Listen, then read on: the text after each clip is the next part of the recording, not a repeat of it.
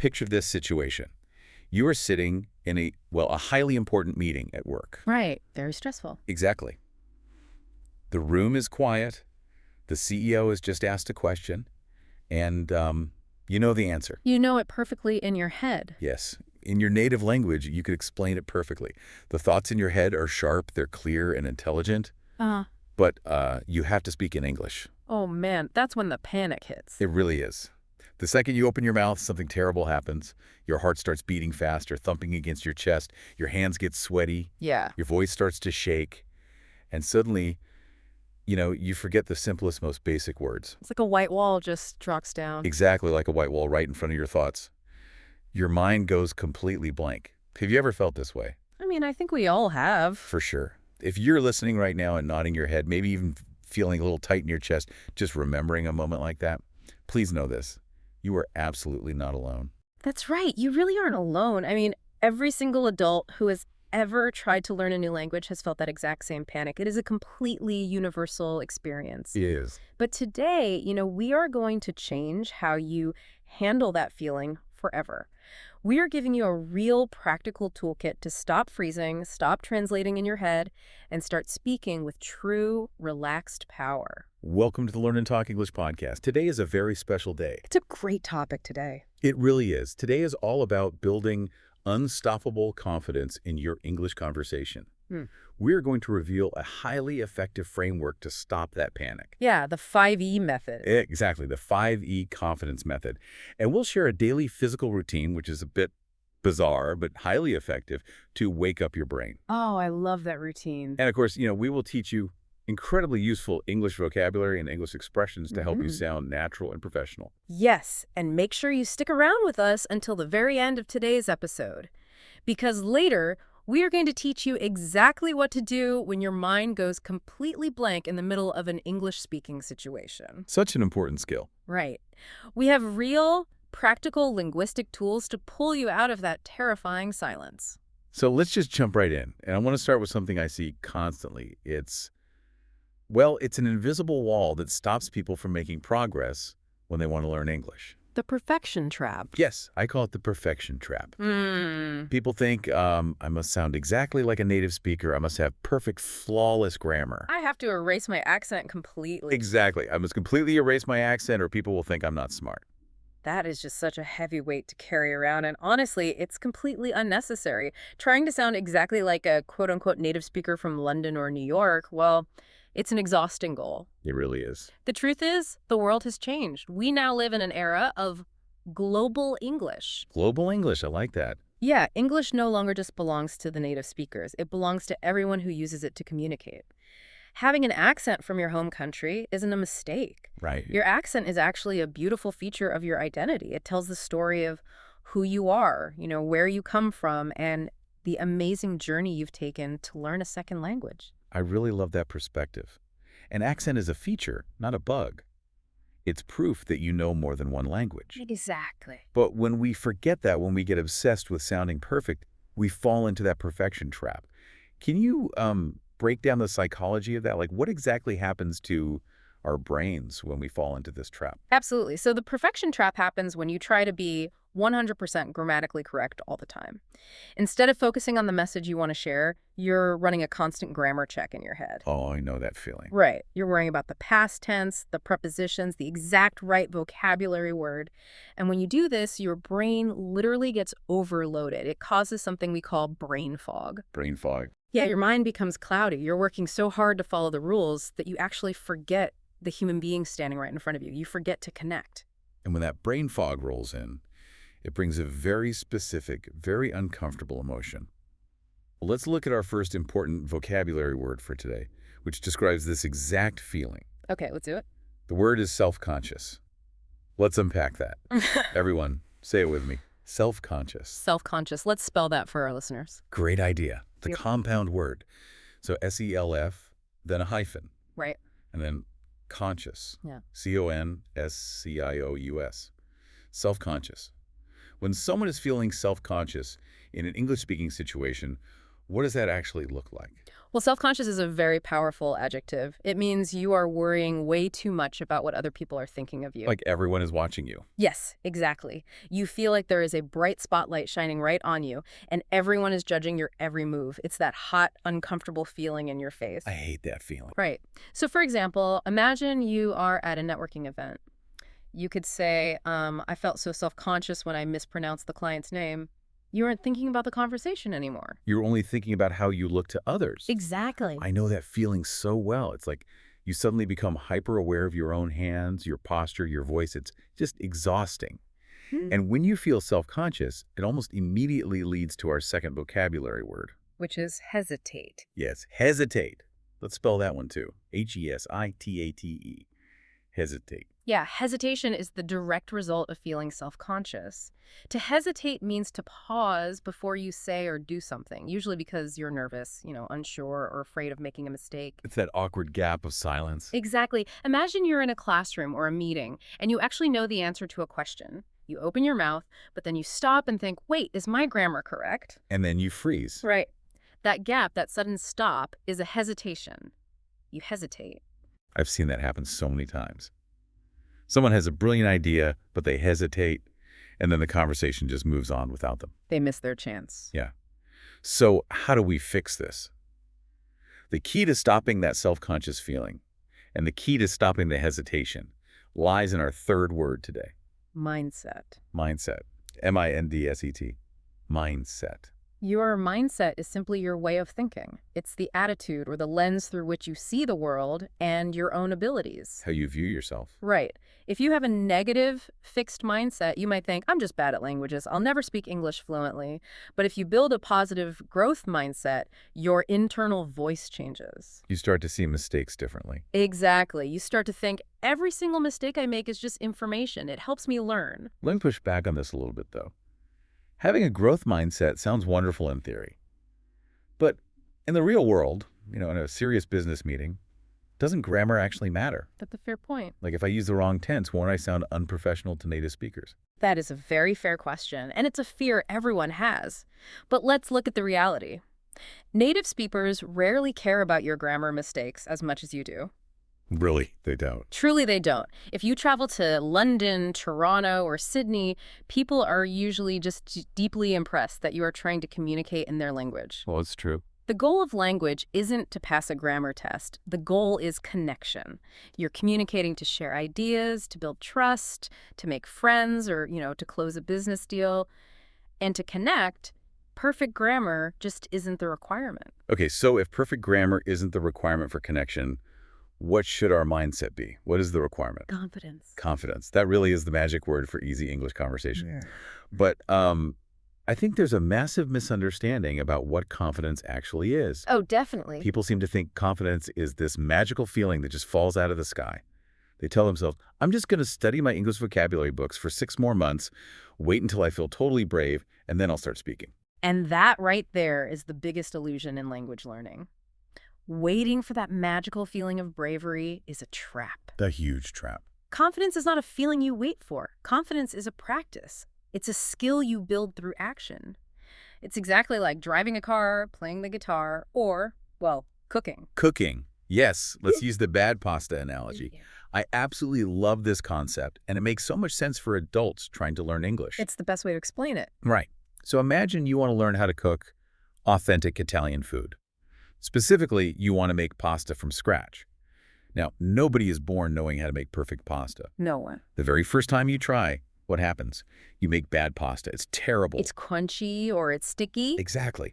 The dough is too sticky, or maybe you boil it too long and it gets mushy. It's bad pasta. Yeah. But you don't quit. You keep practicing. A week later, you try again. This time, you make okay pasta. It's edible. Right. It's not going to win any awards, but you can eat it. It's fine. And finally, after months of trying, you make good pasta. Speaking English fluently is exactly the same process as making that pasta. You have to be willing to speak bad English first. You have to make the bad pasta. Yes. You have to make the messy mistakes. You cannot wait for the magical feeling of being a master chef before you walk into the kitchen. You just have to start cooking. You have to start speaking. But waiting for that perfect moment is just so tempting. I hear learners say all the time, I just need to memorize one more vocabulary list or finish one more level on my app, and then I'll talk to people. They delay the actual speaking. Always. But Yeah. let's be honest, that isn't preparation. That's just fear wearing a really nice jacket. Fear wearing a nice jacket. That is a brilliant way to describe it. It feels productive, but it's actually just avoidance. And when we constantly avoid speaking, we fall into a very dangerous psychological habit. Which brings us to another crucial vocabulary term for our English listening practice today. Yes, self-sabotage. Self-sabotage. Let's spell that one. SELF-SABOTAGE. Self-sabotage. That's a heavy concept. Let's break down what it actually means in everyday life. Well, self-sabotage means damaging your own progress, often quietly, and usually without fully realizing you're doing it. Like tripping yourself in a race. Exactly. It's when your conscious mind wants to succeed, but your actions guarantee that you fail. For example, let's say you really want to practice an English conversation. You go to an international meetup event, but when someone smiles and says hello to you in English, you panic. You look down at your phone, pretend to read an email, and walk away. Oh, man. I've seen people do that. You wanted to practice, but you destroyed your own opportunity. That is self-sabotage. Wow, that's incredibly relatable. Avoidance really is the ultimate self-sabotage. Yeah. Because confidence isn't permanent. It's not something you achieve once and keep forever. No, it fluctuates. Right. It's more like a plant that needs water or a battery on your mobile phone. If you don't actively use it, it shrinks. Exactly. Shrink. Say it with me. Shrink. Let's spell that. S-H-R-I-N-K. Shrink. To get smaller. Yes. Shrink means to get smaller and smaller. If you wash a wool sweater in water that is too hot, it will shrink until it only fits a child. Oh, I've done that. Ruined a good sweater. We all have. Your confidence works the exact same way. If you avoid speaking for a month, your confidence shrinks. The fear gets bigger, and your belief in yourself gets smaller. So to stop our confidence from shrinking, we need to build our next vocabulary word, which is tolerance. T-O-L-E-R-A-N-C-E. Tolerance. Tolerance is an incredibly valuable concept. Tolerance is the ability to handle discomfort or difficulty without breaking down. Think about eating spicy food. Oh, I love spicy food. Right, but the first time you try it, your mouth is on fire, you're sweating. But if you eat it regularly, you build a tolerance. It doesn't bother you anymore. You get used to the heat. Exactly. In language learning, you need to build a tolerance to the fear of making mistakes. It means you acknowledge that you feel a little nervous, but you stay in the conversation anyway. You don't run away. And the beautiful thing is, when you consistently build that tolerance, when you stay in those uncomfortable moments, eventually you become self-assured. Self-assured, that's a great state to be in. It is. Being self-assured means feeling calm, grounded, and trusting yourself. It doesn't mean you're perfect. It simply means you know that even if you make a mistake or use the wrong tense, you will be okay. You can handle it. Right. So we've established that waiting for perfection is a terrible strategy. We know that confidence is a skill you have to practice, just like making that bad pasta. You got to make the bad pasta. Now, we promised our listeners a real practical framework to actually build this skill, whether you're looking for English for beginners or more intermediate concepts. Yes. Let's get into the mechanics of this. We're going to introduce a psychological framework for real-life English conversation called the 5E confidence method. The 5 E's. Right. These are 5 specific actionable concepts, and they all start with the letter E. Let's really take our time and unpack each of these slowly, because this can completely change the way you approach speaking. Let's start with the first concept. Expose. E-X-P-O-S-E. Expose. This means intentionally, gently entering uncomfortable situations in small doses. Small doses being the key. Notice I emphasize the word small. We are not telling you to walk into your office tomorrow and give a 1-hour presentation in English to the board of directors. Oh my goodness, no. That would be terrifying. That's way too much exposure. That will just cause absolute panic. Right. You don't start your mountain climbing career by trying to climb Mount Everest on day one. You start with a small hill. Exactly. Exposing yourself means finding micro challenges. It could be as simple as going to a coffee shop and asking the barista, "How is your day going?" in English. Just one simple question. Or maybe in a virtual team meeting, your goal is to ask just one single clarifying question. One small action that makes you slightly uncomfortable, but doesn't terrify you. Exactly. And once you take that small step, you immediately move to the second concept in our framework, which is evidence. E-V-I-D-E-N-C-E. Evidence. Yes, evidence means proof. You have to understand how the human brain works. Our brains have a built-in negativity bias. Negativity bias. What does that mean for an English learner? That means the brain remembers failures and mistakes much more loudly than it remembers successes. If you have a 20-minute conversation in English and you speak beautifully for 19 minutes but make one embarrassing grammar mistake in the last minute, what does your brain think about all night? Oh, the mistake. Always the mistake.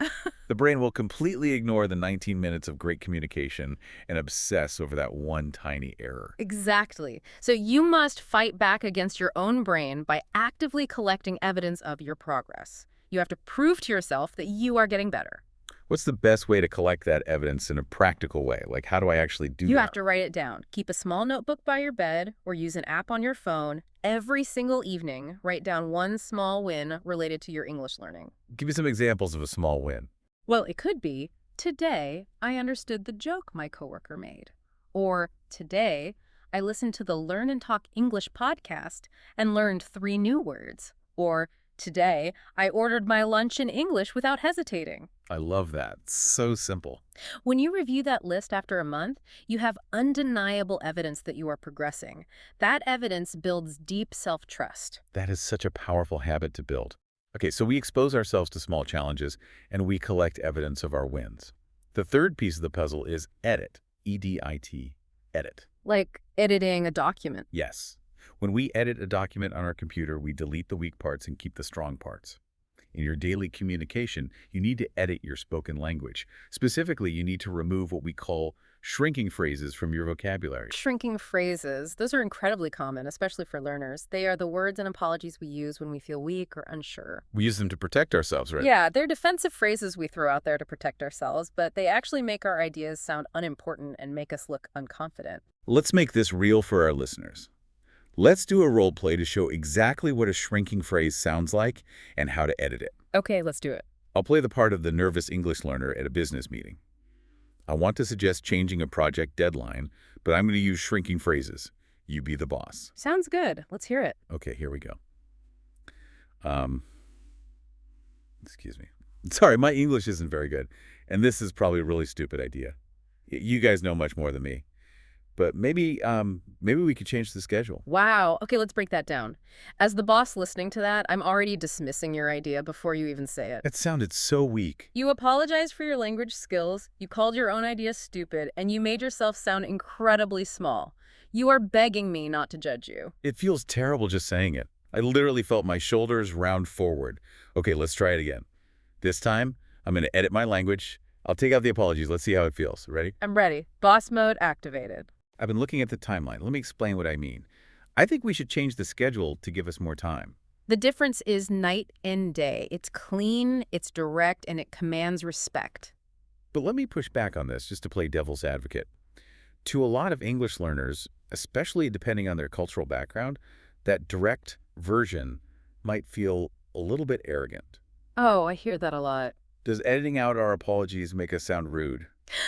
It's a common fear, but the answer is no. There's a huge difference between being arrogant and being clear. How so? Arrogance is believing you're better than everyone else. Clarity is simply valuing everyone's time, including your own. When you stop apologizing for your existence in the conversation, people actually relax around you. They don't have to comfort you. Exactly. They don't want to hear you apologize. They just want to hear your ideas. That's a great distinction. Clarity isn't arrogance. Okay, let's move to the fourth concept, which might be the most fascinating one of all. Embody. E-M-B-O-D-Y. Embody. The physical aspect. Yes, this means letting confidence enter your physical body first, before it even reaches your mind. Yes. We usually think that the mind controls the body. We think, once I feel calm in my mind, my body will relax. But science shows us it actually works both ways. The body talks back to the brain. The body can heavily influence the mind. Think about what happens physically when you're nervous to speak English. Your shoulders rise up to your ears. You cross your arms to protect your chest. You slouch. You look down at the floor, avoiding eye contact. And most importantly, you take very shallow, short breaths. Your body goes into a defensive posture. You're physically telling your brain, we are under attack. Exactly. So, to embody confidence, you have to reverse engineer the process. You force your body into a posture of safety and strength. Let's try this. Let's have everyone listening do this right now, wherever you are. If you're sitting or standing, I want you to put both of your feet completely flat on the floor. Feel the solid ground beneath you. Okay, feet flat. Now, take your shoulders, pull them back slightly, and drop them down away from your ears. Lift your chin up so you're looking straight ahead. And finally, take one very deep, slow breath in through your nose and let it out slowly through your mouth. I can literally feel the tension leaving my chest just doing that right now in the studio. It's not magic, it's biology.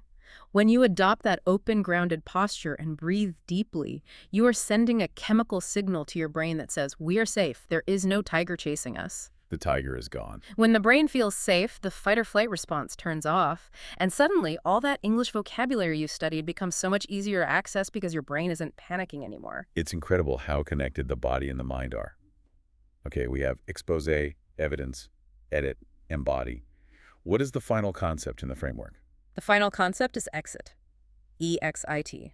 Exit. You must learn to exit the midnight cinema of regret. Oh, the midnight cinema of regret. I think everyone listening knows exactly what that is, even if they've never heard that exact phrase before. It is universal. Yes. The midnight cinema is what happens when you are lying in bed at 2 a.m., exhausted, just wanting to sleep. You just want to sleep. And suddenly, your brain decides to project a giant movie onto the ceiling. And the movie is just a replay of a tiny grammar mistake you made 3 weeks ago. Oh, it's torture. You lie there agonizing, thinking, why did I use the past continuous tense? Why did I say he goes instead of he goes? The barista probably thinks I'm an idiot. It's the worst theater in the world. The tickets are free, but the movies are terrible. Exactly. You have to consciously choose to exit that cinema. When that memory pops up and tries to make you feel ashamed, you have to break the loop. How do we break it? You can actually say out loud to yourself, that's okay. Acknowledge the mistake. Say, yep, I used the wrong verb tense. That happened, and it's fine. I'm learning. Give yourself permission to be imperfect. Exit the theater, roll over, and go to sleep. I love how actionable this entire framework is. Expose yourself to small risks, write down the evidence of your wins, edit out your apologies, embody a strong physical posture, and exit the cinema of regret. It's a complete toolkit. That is a brilliant toolkit for anyone trying to learn English. But I want to circle back to the embody step for a moment. The idea that physical posture alters our mental state is so powerful. And I know you advocate taking this a step further. Ideas. You recommend setting this physical state before the day even begins. I do. If you truly want to wire your brain for confident speaking, you shouldn't wait until you're in a stressful meeting to fix your posture. You can proactively prime your nervous system first thing in the morning. I recommend a specific 5-step daily physical routine. Now, I have to give a fair warning to our listeners. When we first describe this routine, it might sound a little bit intense or maybe even a little strange. It does sound a bit weird at first. It involves moving around and talking to yourself. But I want you to keep an open mind because the psychology behind this is rock solid. Walk us through this morning confidence routine. Let's start with the easiest part. Step 1 is simply water. After sleeping for 7 or 8 hours, your brain is severely dehydrated. And dehydration is bad for thinking. Exactly. Dehydration causes brain fog and fatigue. So before you look at your phone, before you check your emails, drink a large glass of water. A full liter if you can handle it. This immediately wakes up your brain cells and physically prepares your cognitive functions for the day. That's a great habit for life in general. Drink your water, folks. Okay, step 2 is where things get a bit more active. Step 2 is bounce and shake. For about 5 minutes, you are going to physically shake off nervous energy and sleepiness. Just stand in the middle of your room, smile, and gently bounce up and down on your toes. Just bouncing. Shake your arms out, shake your hands, roll your shoulders. I can imagine some people thinking, I'm a serious professional. I'm not going to bounce around my bedroom. But there's a biological reason for this, right? Absolutely. Think about animals in the wild. When a dog or a deer experiences a stressful event, once they are safe, what do? They shake. They physically shake their entire bodies. It's a biological mechanism to release adrenaline and reset the nervous system. As humans, we hold on to all our stress and tension in our muscles. Bouncing and shaking literally wakes up your nervous system and clears out residual tension. It's like resetting your body's computer. Okay, step 3. Step 3 is power music and power moves. Choose a song that makes you feel incredibly strong, upbeat, and victorious. Put your headphones on and play it loud. Like a superhero theme song. Exactly. While the music is playing, you want to adopt a power move. Think of a famous athlete who just won an Olympic gold medal. How do they stand? They usually have their arms up in the air. Right, they don't look at the floor, they pump their fists in the air, or they stand tall with their chest out and arms wide.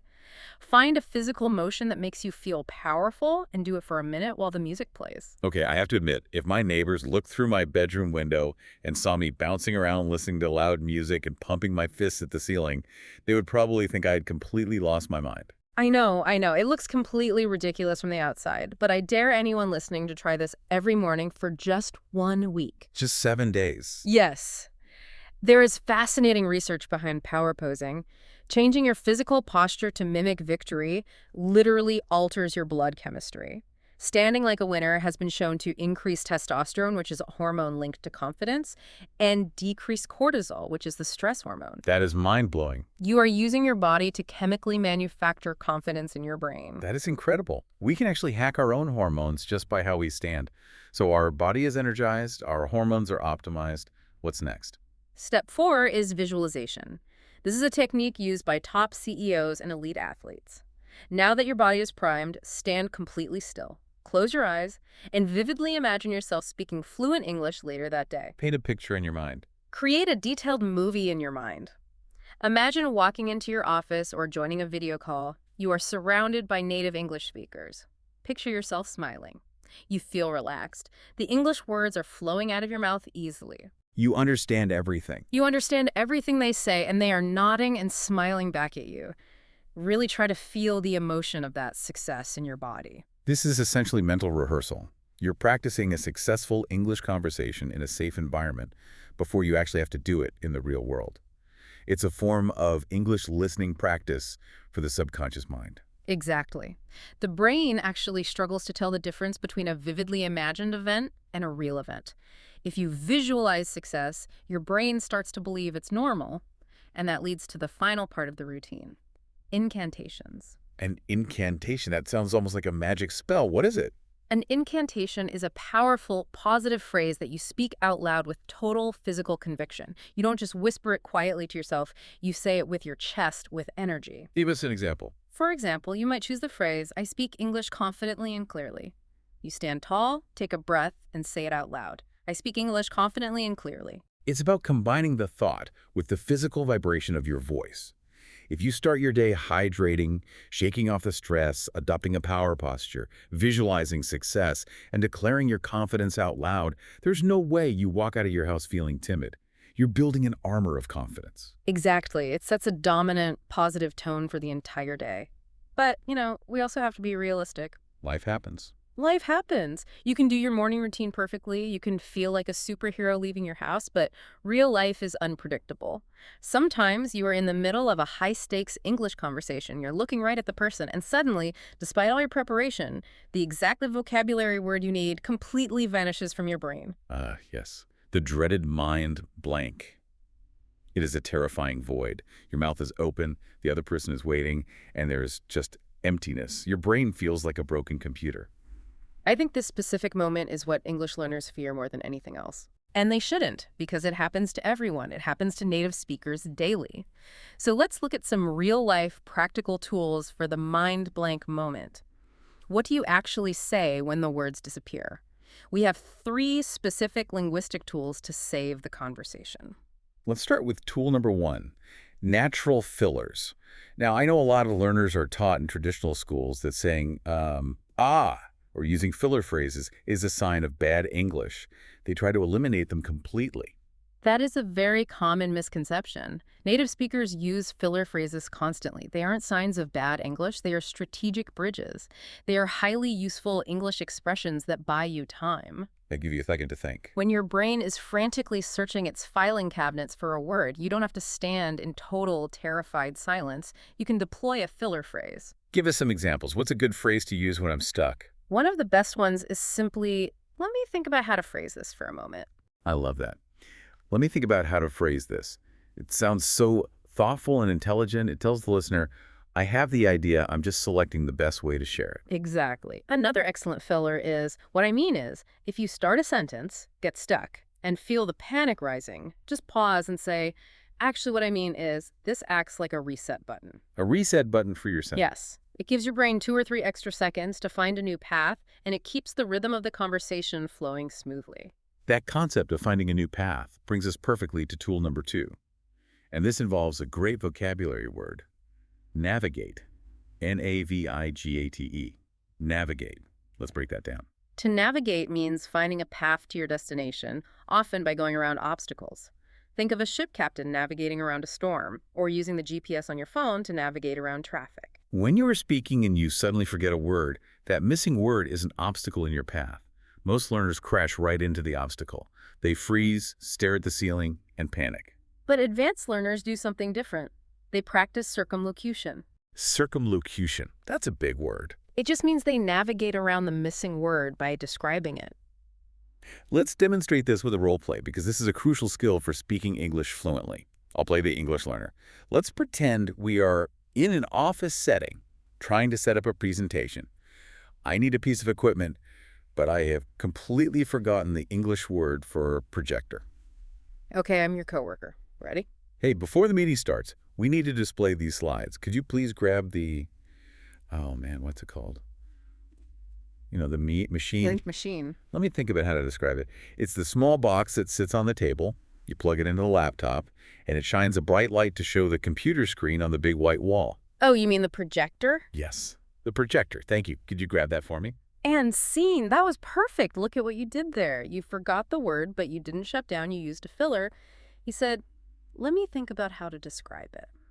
I bought myself some time. And then you used simple words you already knew, box, table, laptop, light, wall, to describe the function of the object. It takes a little bit of creative thinking on the spot, but it keeps the interaction alive. Yeah. What if I forgot the word for refrigerator? I could say the big cold machine in the kitchen. Exactly. The big cold machine where we put the milk. As a native speaker listening to that, I don't think less of you for forgetting the word projector or refrigerator. In fact, I am deeply impressed by your communication skills. Oh, impressed. Absolutely. Circumlocution, describing a word you don't know, proves that you are an engaged learner. Engaged. E-N-G-A-G-E-D. That's a great word. Let's explore that. What does it mean to be a truly engaged communicator? Being engaged means you are actively participating in the shared goal of understanding. You aren't just a passive student waiting to be tested. You're working with the other person. A team effort. When you describe an object you forgot, you invite the other person to help you find the word. It becomes a collaborative, human moment instead of a stressful test. That's a huge mindset shift. The conversation is a collaboration, not a performance. Which leads us to tool number 3, for handling the mind blank. Keep it simple. I notice that when people get nervous, they often do the exact opposite of this. They absolutely do. When panic sets in, some learners try to overcompensate. They think, oh no, I sound stupid. I need to use the biggest, most complicated vocabulary words I know to prove I'm intelligent. So they start building these massive, complex sentences with advanced grammar structures. And usually that complex sentence completely collapses halfway through, making them even more confused. I've done that myself. You get lost in your own sentence. Exactly. When you are feeling nervous or blank, that is the time to retreat to safety. Use simple, short, direct English sentences.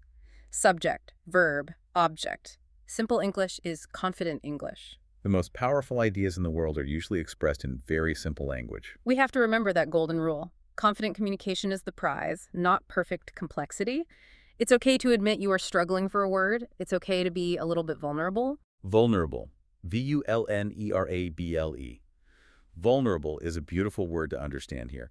To be vulnerable means to be open to being seen as imperfect. It means lowering your shield.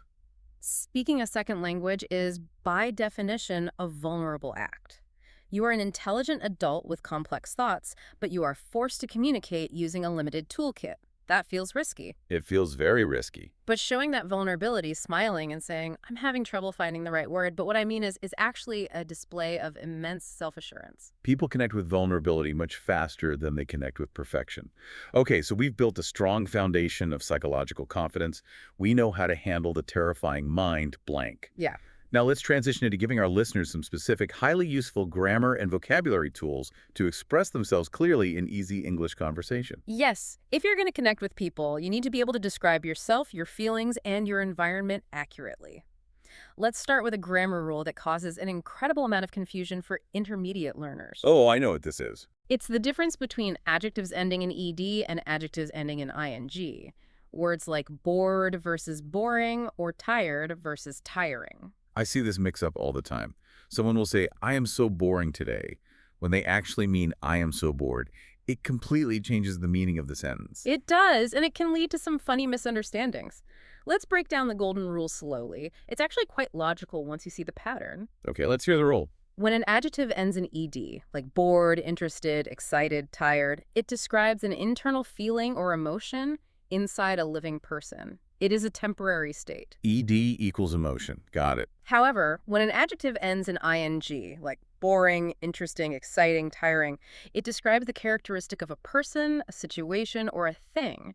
It describes the outside force that causes the feeling. So ED is the feeling inside you. ING is a characteristic outside of you that creates the feeling. Can we walk through an adult real-world example to lock this into our listeners' memories? Maybe the story about Neko the cat.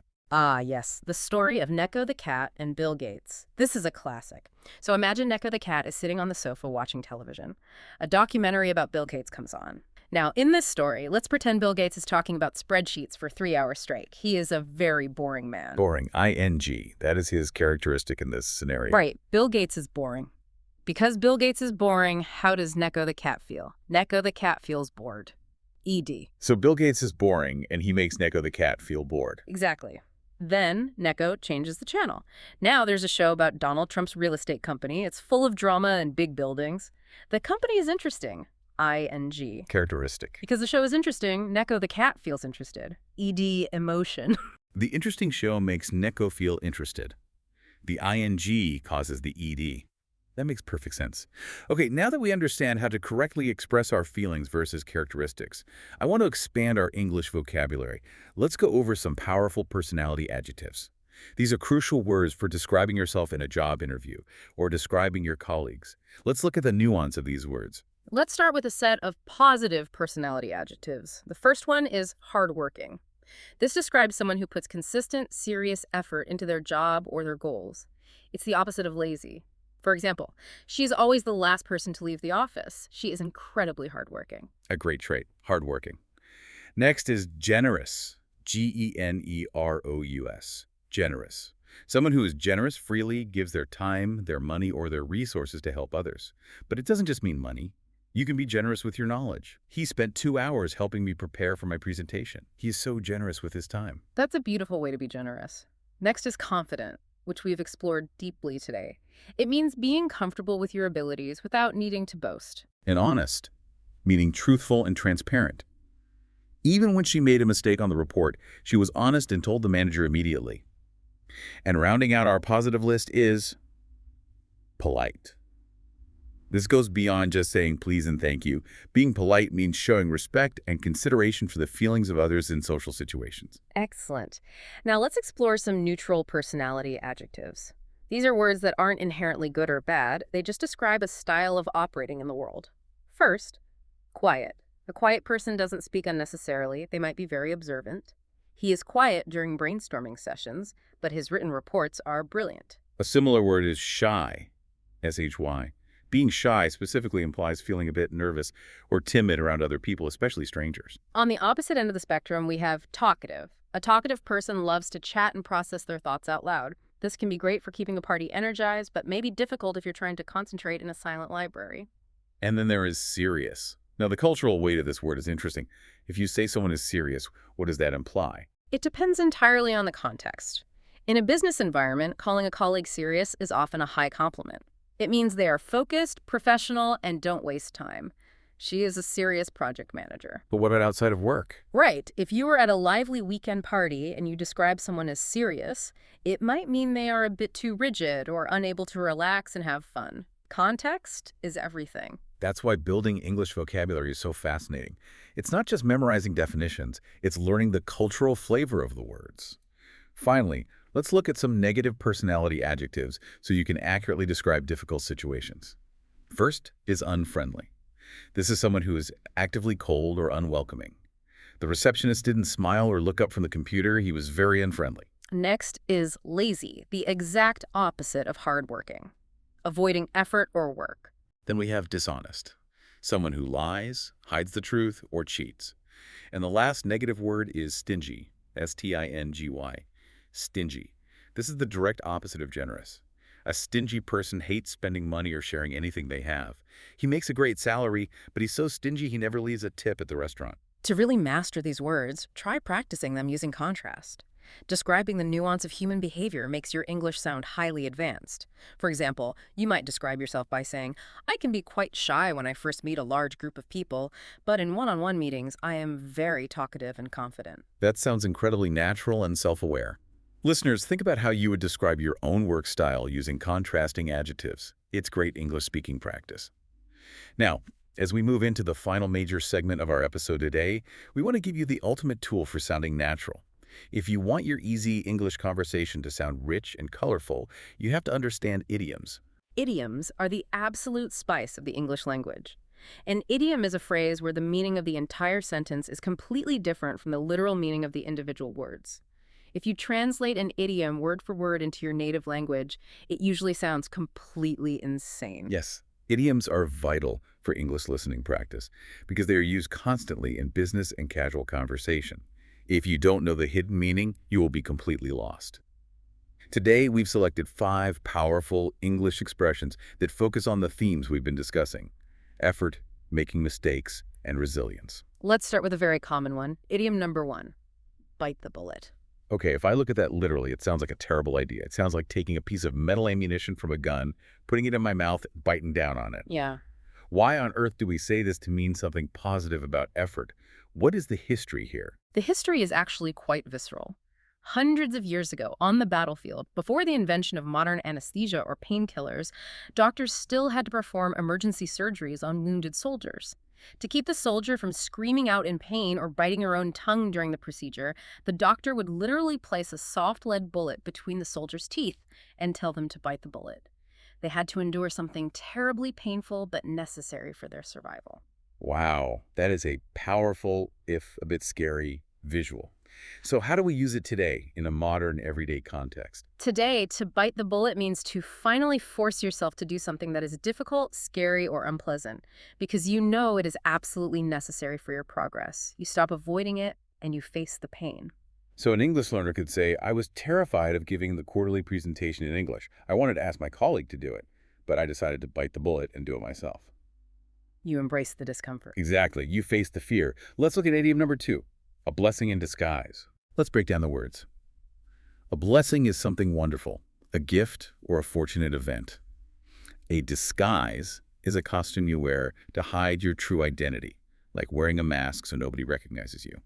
So, a blessing wearing a mask. Precisely. A blessing in disguise describes a situation that initially seems terrible, unlucky, or painful.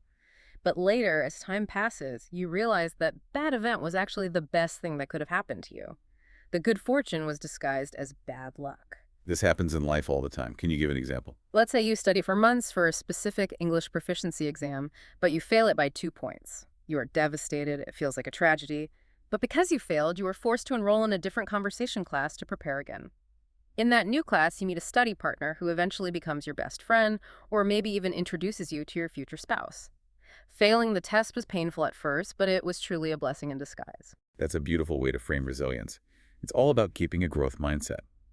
Speaking of growth, I want to take a brief moment to remind you that if you're enjoying learning the deep history and psychology behind these expressions, make sure you keep tuning in to Learn and Talk English. We consistently provide high-quality educational English content to help you navigate these exact kinds of language nuances. We love being part of your journey. We really do. Let's move to idiom number 3, which is crucial for language learners to practice on themselves. Cut someone some slack. Slack refers to a rope. If a rope is pulled tight, there is high tension. If the rope is loose and hanging down, it has slack. So what does it mean to cut someone slack? To cut someone some slack means to be less strict, less critical, and more forgiving toward them. You are loosening the tightrope of your expectations.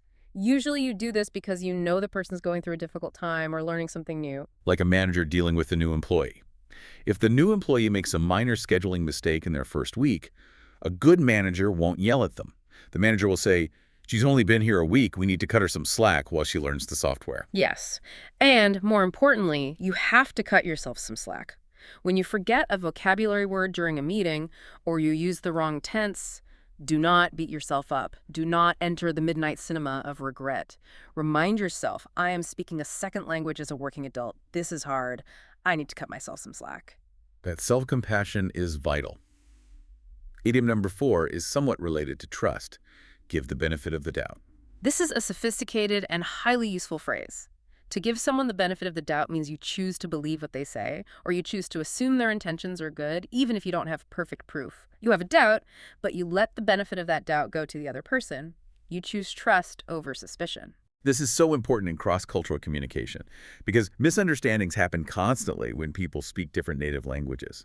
If a colleague sends you an email that sounds a little bit rude or too direct, you have a choice. You can get angry and assume they are insulting you. Yeah. Or you can give them the benefit of the doubt. You can say, English isn't their first language. I'm going to give them the benefit of the doubt and assume they just meant to be efficient, not rude. Exactly. It saves so much unnecessary conflict. Assume positive intent. Finally, let's explore idiom number 5, which has a fantastic visual. The elephant in the room. This is one of my favorites. Just imagine the physical space. Yeah. You are sitting in a small corporate conference room having a serious meeting. And right in the middle of the room, taking up all the space, is a giant 5-ton breathing gray elephant.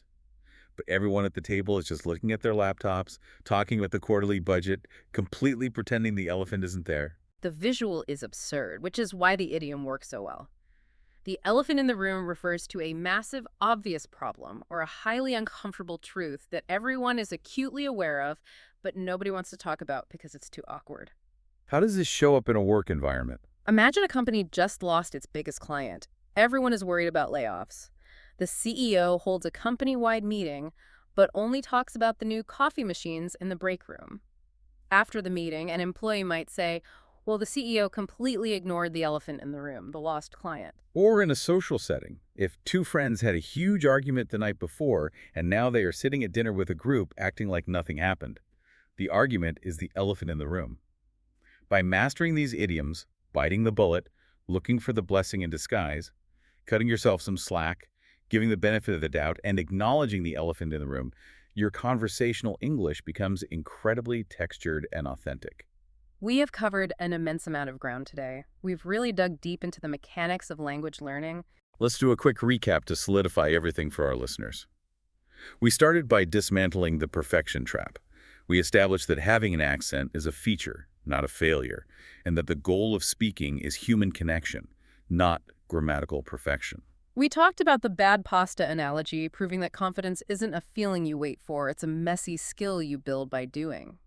We explored the danger of self-sabotage and the necessity of building a tolerance for discomfort. We introduced the 5E confidence method, exposing yourself to small linguistic risks, collecting evidence of your wins to fight your brain's negativity bias, editing out your shrinking apologies, embodying physical confidence to lower your cortisol, and exiting the midnight cinema of regret. We broke down a powerful morning physical routine to prime your nervous system.